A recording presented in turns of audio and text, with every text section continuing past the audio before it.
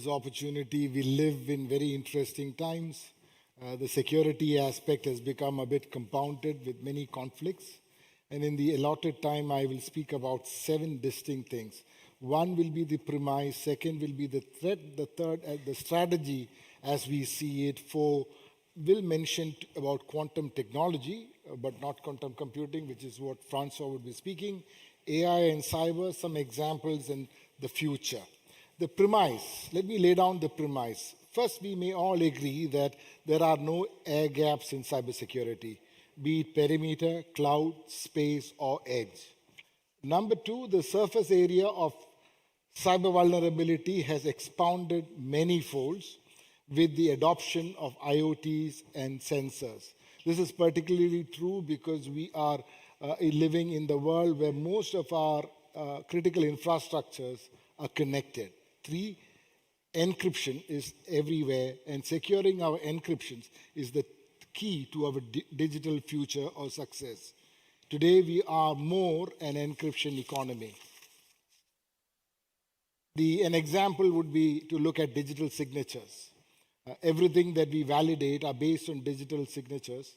And if there is a vulnerability on digital signatures, then we can imagine how our future might be compromised. Now, let me talk briefly about the threats. Global trends in cryptography are heavily compromised. Powerful algorithms like the Shors and the Grovers are using equally powerful computers that can crack down any encryption standards. They do that with quantum simulators, which are very powerful computers that can compromise encryptions. Quantum computers, that is something, it's like, we all know when there was the advent of Y2K, there was a date, but nobody knows when quantum computers will come in. It's knowing the unknown.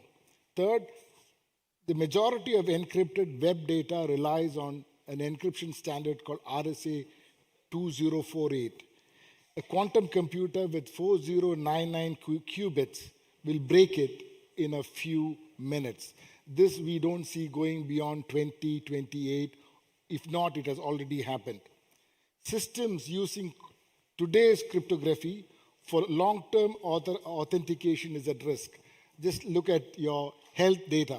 If that is compromised, well, that's why many of these hospitals are being hacked because their data has very long tail. And cryptography built on mathematical algorithms are vulnerable to brute force attack. Finally, the grid will become the first in the line of attack when nations conflict or there are other compelling economic narratives. This includes national defense systems, critical infrastructures, which most of what we have today, banks, financial institutions, healthcare, army, navy, they're all critical infrastructures. The strategy. Let me put out 2 or 3 of these broad strategies which are being employed now. The first one is hack now, weaponize now. So if you have the algorithm, you have the cryptography to break these encryptions, you weaponize it now, or you hack now and store it, and weaponize it later when you have the ability to break the encryption.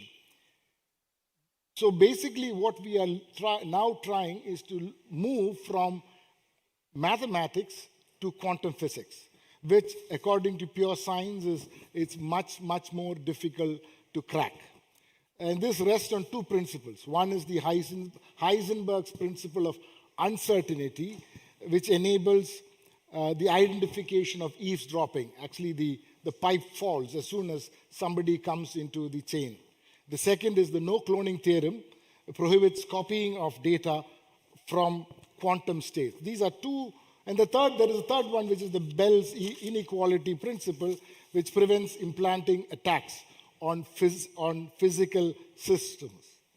Now let me speak about quantum technology. I'm not going into quantum computing. See, this arises of the second quantum revolution.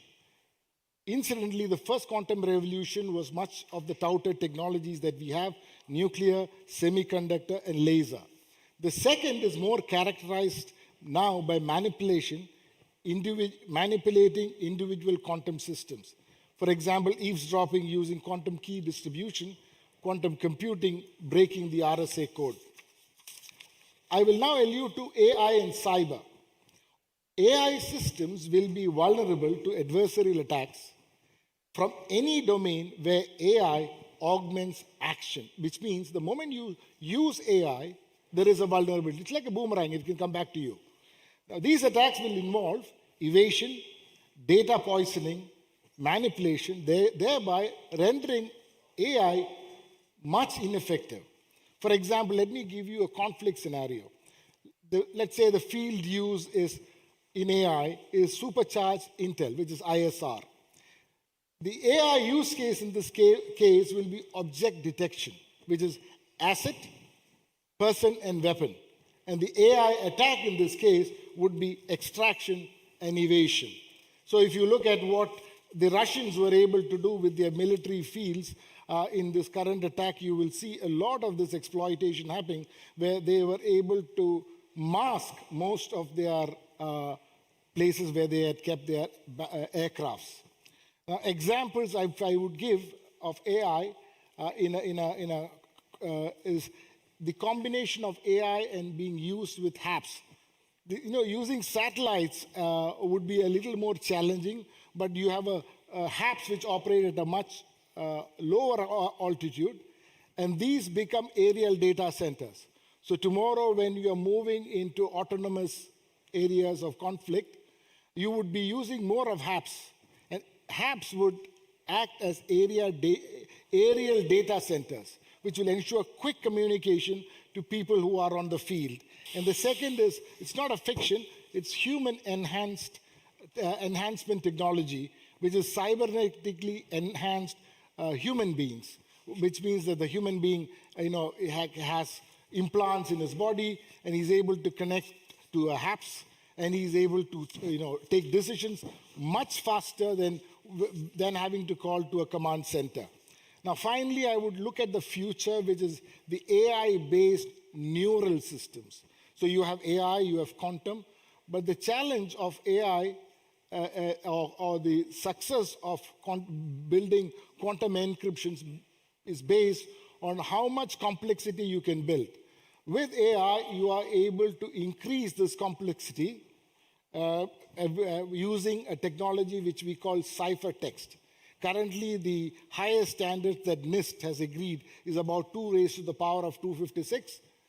But with AI-based neural systems, you can increase this complexity of the cyber bit text to about 2 raised to the power of 2.6 million. So that's how the future of the complexity of AI encryptions will be. There are pluses, there are minuses, but this is how we see the technology evolving. I have emphasized more on the military part of it because the earlier adapters of all these advanced technologies, we believe, are defense forces. And it is only after the defense and the military use, it would become much more applicable in the civil world. Thank you.